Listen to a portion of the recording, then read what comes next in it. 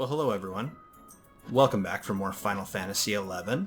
We're just getting ready to finally, and I say that with a capital F, finally, do some more Zilart missions. So we'll be moving on to, as you can see I'm in the desert, we'll be moving on to the next Zilart mission, which is through the Quicksand Caves. It says you must hurry to Zepwell Island's ancient temple. Now the funny thing is, technically, from a story perspective, canon perspective, whatever, once we got the 8 Fragments of Light, we were supposed to immediately go do this. Now, anyone who's played any old JRPG knows that oftentimes when you're told about Doomsday and urgency and stuff, you just kind of screw off and go do your own thing, level up, do side quests. That's more or less what we did. We unlocked some jobs, we got to level 75, we did some of the Bastok Nation missions as well. So where I am right now is I'm Western Altepa Desert. Now you can see Rabot and the other survival guide to the south there.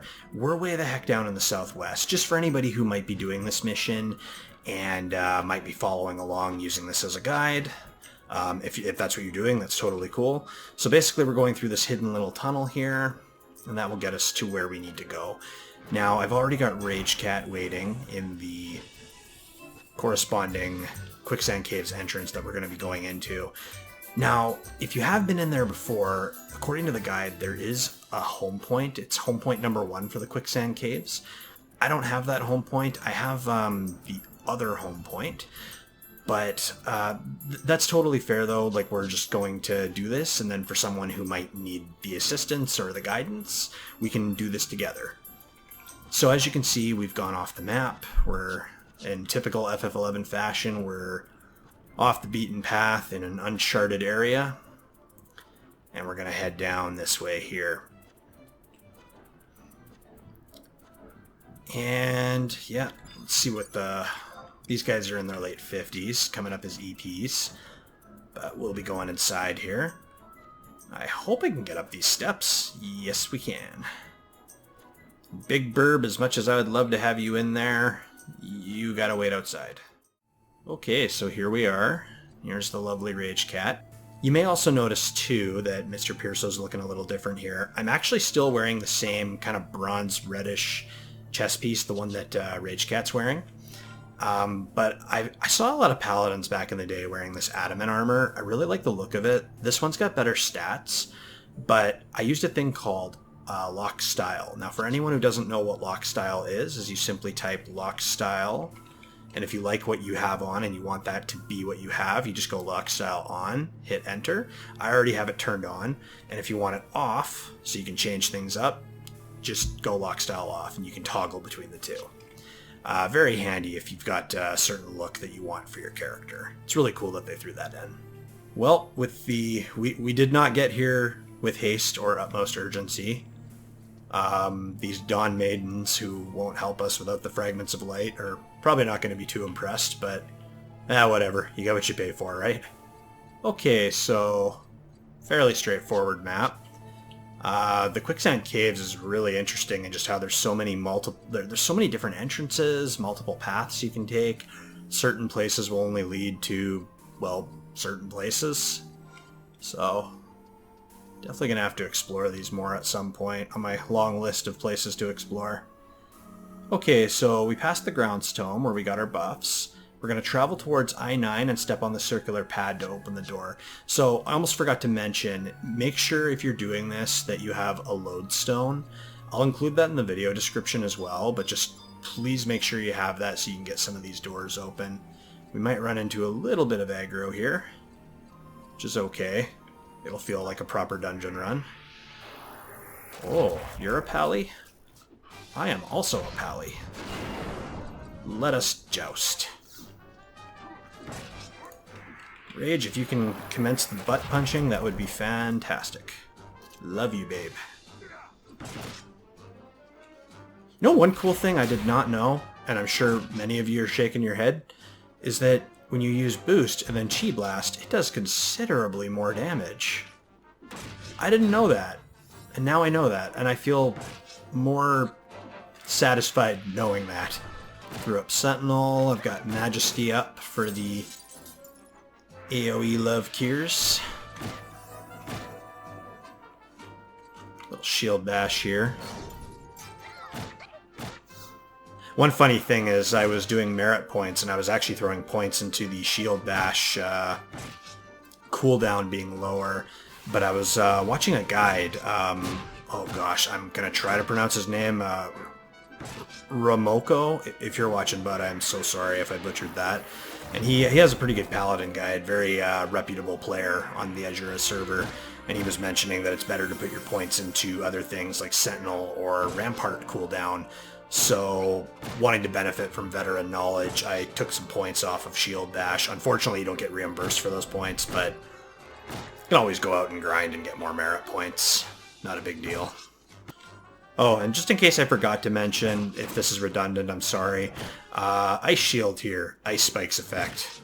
I am loving that. Block and basically slam the enemy with ice spikes and possibly paralyze them. That is such a fantastic additional effect.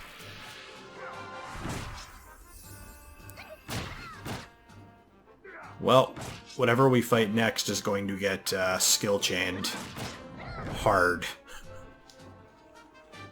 in the back. Okay, there we go. Okay, moving on. So we're in I-9. Let's see about standing on this platform here.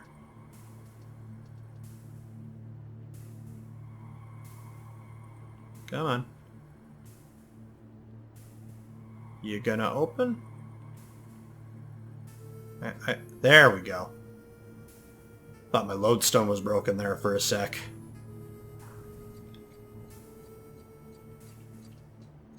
Either that or Mr. Pierson's been hitting the chicken wings a little too hard or not enough.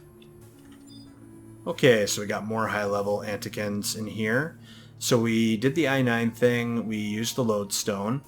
We're going to head west and step on the pad at H7 to open the door. Okay, it's not too far away from here. Let us proceed. My gosh, I can't get over how cool this place is. I'm like always in awe when I come to this place. Like, it's just... This is just a lot to take in this dungeon. So many mysteries, so many secrets. Okay. There's quite a few of you folks over here. Let's go ahead and use a couple of silent oils. Okay, stealth mode has commenced. Let's run by these guys. We're coming up to H7. And let's get this door open. Got some scorpions here too. They're in the low to mid 60s. Okay, moving into the next room. Oh. Oh, cool. Another one of those rooms with all the art on the wall. Okay, so H7.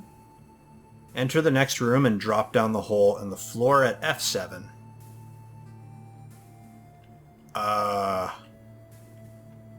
Ladies first? YOLO. Well,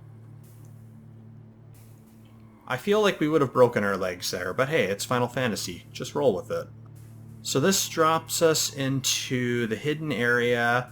Hug the left wall with sneak until we reach the Chamber of Oracles. There's a jackass cactuar. Oh. No, they detect by sound. I heard shuffling. I thought we were getting aggroed. These guys also detect by sound, so we should be good. So we've got a boss fight coming up. We're going to be fighting 3 Antikins. This would be a good time to have a Black Mage and do Sleepga too. Unfortunately, we don't have that available to us, but the ants, I believe, are in the low 70s. There's only 3 of them. We'll definitely summon some Trust to be safe. So I think we'll be okay. We'll see how we do. Okay. Oh, and there's a home point crystal. Now... Oh, no. Did not have this home point. I have a different home point in the Quicksand Caves. So if you've been in here before and you have this home point, then you can literally just come here and do the fight, and you don't have to worry about traveling. Although I do have to say the travel time for this was not as bad as I thought it would be.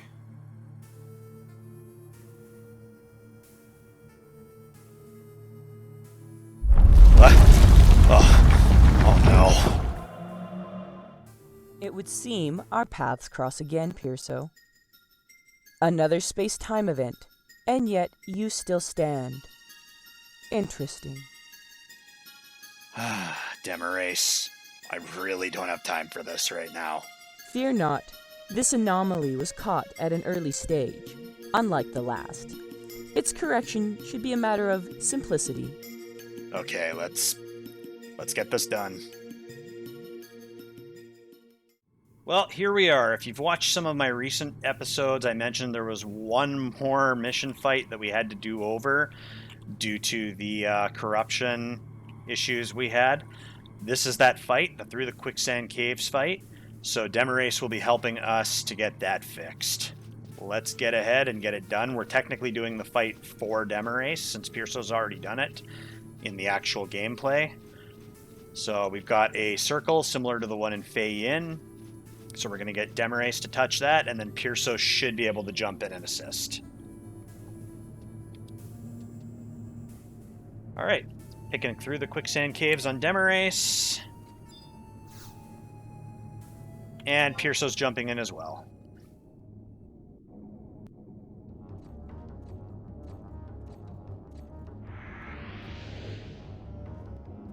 Ooh, that boss music. Okay, so Pierson's party lead, so we'll summon a couple of trusts here to help out. Okay, so with this particular fight, we've got 3 Antikins, similar to the last fight that we did. So we've got Centurio, who is a paladin. We've got Princeps, which is a ranger, and Triarius, which is a black mage. So we're going to go for the paladin first, as the guide suggests. And all enemies will use their 1-hour abilities. And that ranger can hit pretty damn hard. So the black mage can apparently be silenced as well too, so we might see if Demorace can pull off a silence. So because Demorace has black mage subbed, we're going to try for a Sleepga here, which we didn't have that option when I did this before with Ragecat. So let's go ahead and try for a Sleepga. Actually, before we do anything, one moment. I'm still getting used to the whole red mage thing. We're going to have Demorace throw up a few buffs. With that composure ability, her buffs last significantly longer.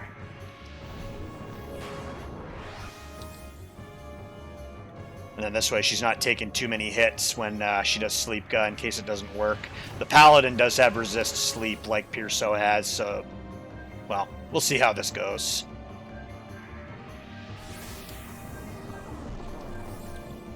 Okay. We're going to cast Refresh. And we're also going to cast a Regen on Mr. Pierson here. Okay, let's go for the Sleepga, and then we'll gang beat the Paladin.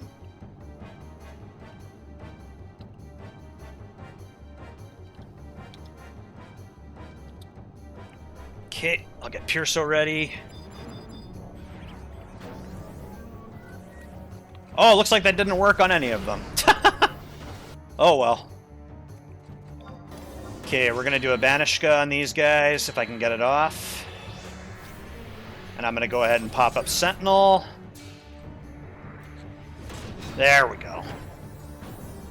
And we'll have Demorace rush in and start attacking the Paladin as well.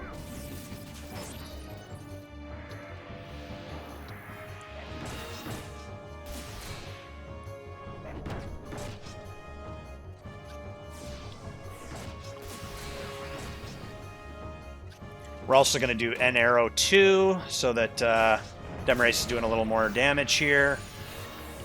Okay. I'll make sure Majesty's up, and we'll get some of those cures going. There we go. We got this. I did this fight before with Pierson and Ragecat at level 75, and it honestly wasn't that bad of a fight.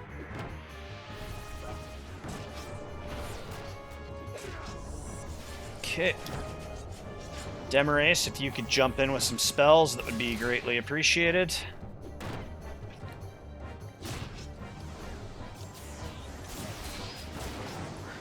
We're going to try another sleep guy as well, too. See if we can get those other two asleep.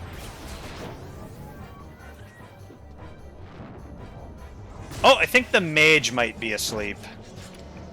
I got to throw up some more cure love here. Keep my homies alive and myself alive. There we go.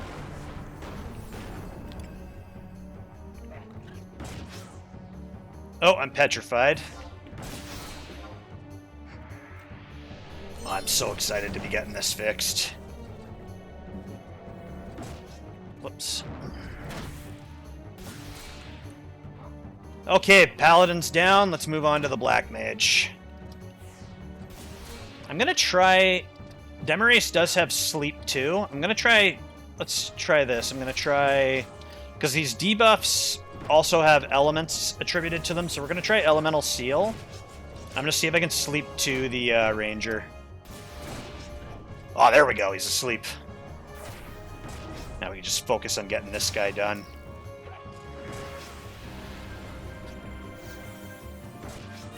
Alright, let's go for a Swift Blade.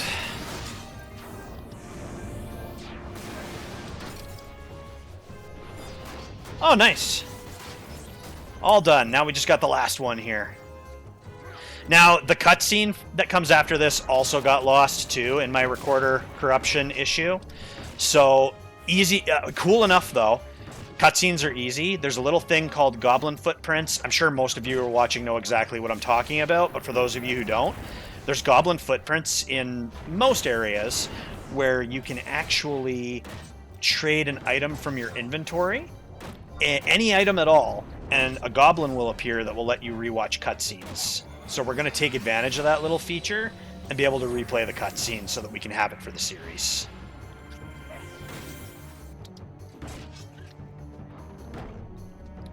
I'm really not doing much for Thebes or anything on Demorace here. But, yeah, we got this.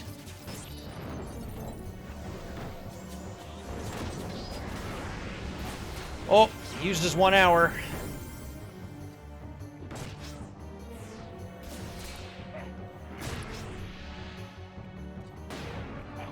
Go for a holy KO. Come on. There we go. Holy KO for the win.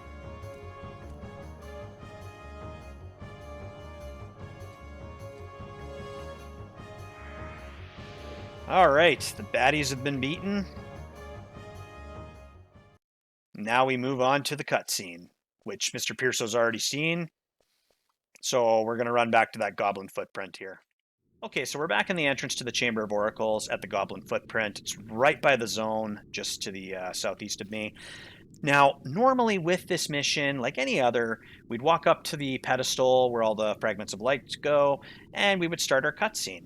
But because we had to do that mission on Demorace, and I want to do the cutscene with Pierson in it, we're just going to go to the Goblin Footprint, and we're just going to trade any old item. So I'm going to trade a crayfish, one crayfish that I caught. Oh my gob, you're one of those adventurers, aren't you? You got nothing on me, man. I was just minding my own businesses, looking for junk and stuff. Hey, watch out. You don't want to fight me. I'll turn you into meat jerky, punk. Wait, how about you and me be friends instead? Sound good? I travel all over the world and hear lots of different stories and bullshit. I even hear your stories. I even watch you sleep, punk. I can tell you one if you want. So now we go to the Chamber of Oracles, and we'll get to redo the cutscene. Love that they threw this feature in, especially being a content creator. Now listen close.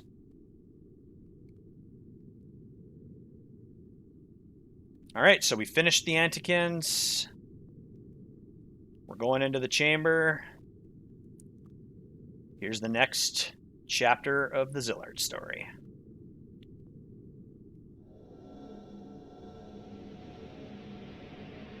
This part here almost gives me kind of like an Ocarina of Time vibe. Like when you're collecting all those different like gems or medallions or whatever they were.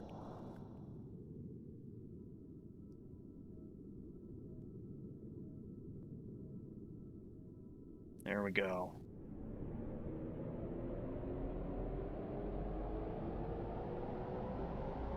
Hopefully these Dawn Maidens, or whoever they are, will be able to help us out. There's a lot of work going around getting all those fragments.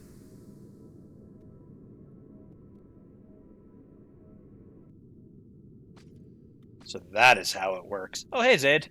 It is as if this place has been waiting for your arrival.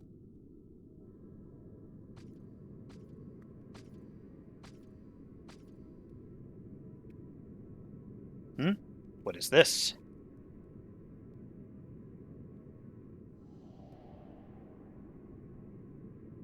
Oh, look. There's people.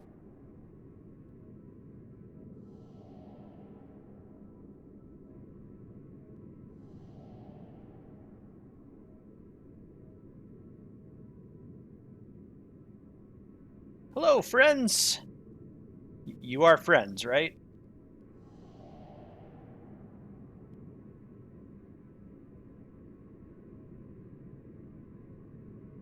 We are the Dawn Maidens, servants of the goddess Altana. Let us be your guide as you venture into the unknown. We have long awaited your arrival, son of the five crystals. Just as the crystal warriors, your people too were born from the great force that dwells deep beneath the surface of Vanadiel. What does this mean? Who are the crystal warriors? Using the power of the crystals, the Zilart created the five warriors. Children of the crystals, their senses enhanced to assist them in their duty of guarding the five arcs. As for you, a great explosion, the Meltdown, ended the Zilart's evil plan 10,000 years ago. Over the millennia, the power of the crystals has transformed the people of that era to the five races that exist today. However, the effect the crystals had on you was not nearly as great as that it had on the five warriors. So the reason that they resemble us is a direct result of the five crystals. What did you people try doing 10,000 years ago, and what does that have to do with what the Archduke and his brother are up to now?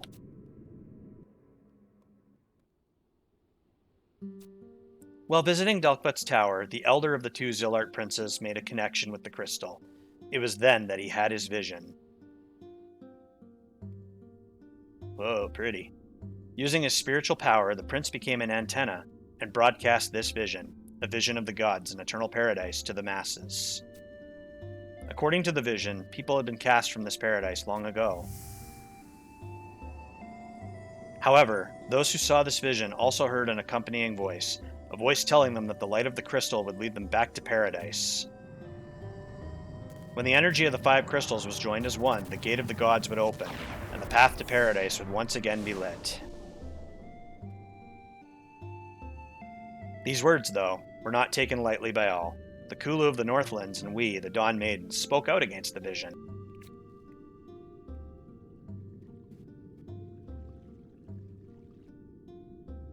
Dawn Maidens, Zilart brothers.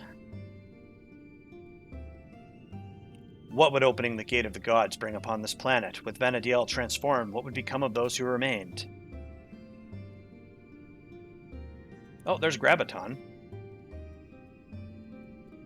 However, the Zilart were already enchanted by this vision of paradise, and our cries went unnoticed. They proceeded in constructing a floating island above one of their temples in the center of their nation. This island was to become the Gate of the Gods. However, as you have already learned from Graviton, the Kulu thwarted the Zilart's plan, leading to the annihilation of a complete civilization. Some heavy shit. The Kulu cannot be blamed for what they did. Had they not acted, Vanadiel as we know it would surely have perished. They sacrificed the honor of their people to save the world from certain destruction. However, now the two Zilart princes have put their plan into motion. They are once again attempting to open the Gate of the Gods. You must do everything in your power to stop them, or Vanadiel will be lost for eternity. Vanadiel belongs to you. No one has the right to take it from you. Make your way to Dapperbath's tower. In that tower await the answers to all your questions. There's still time. The end is near. You must stop them from opening the Gate of the Gods. Starlight Express. Delkbut's Tower, Gate of the Gods, the end of the world? This is more serious than I had imagined. What is this? Treasure? Loot? A shield that makes my foes' heads explode when I shield bash them? I can dream. Yeah, close enough.